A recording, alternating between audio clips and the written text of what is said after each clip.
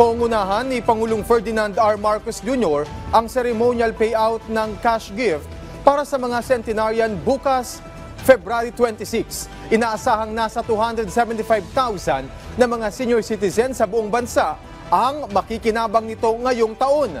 Si Angela Peñalosa ng Radyo Pilipinas sa Balitang Pambansa.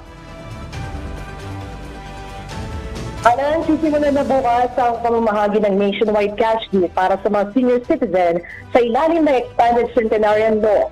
Sa panayam ng Radyo Pilipinas, sinabi ni National Commission of Senior Citizens Officer in Charge Mary Jean Loreche na 10,000 piso ang cash gift na matatanggap ng mga senior na edad 80, 85, 90, 95 at 100. Paglilinaw ni Loreche, ang pondo na nailagak sa komisyon ay para sa 275,000 ng mga benepisyaryo ngayong taon. Magsisimulaan niya ang first payout bukas hanggang March 15, 2025. Habang ang mga benepisyaryo noong March 17, 2024 hanggang December 31, 2024 naman ay mapupunta sa waitlisted. Hinimok ng NCSC ang senior citizens na magtungo sa mga opisina o tanggapan ng Office of the Senior Citizens Affairs para magabayan sila sa mga proseso at requirements. Gaganapin ang ceremonial inauguration ng batas bukas sa Malacanang na pangungunahan ni Pangulong Ferdinand R. Marcos Jr.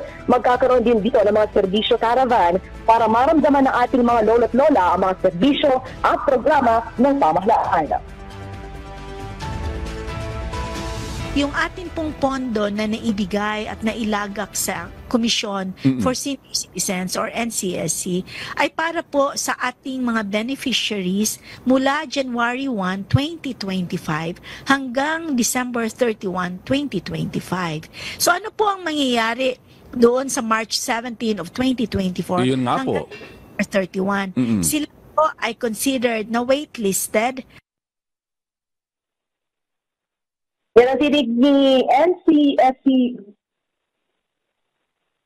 Yan ang tinig ni NCSC Officer in Charge Mary Jane Loreche. Mula sa PBS Radyo Pilipinas, Angela Peñalosa para sa Balitang Pambansa. Maraming salamat, Angela Peñalosa ng Radyo Pilipinas.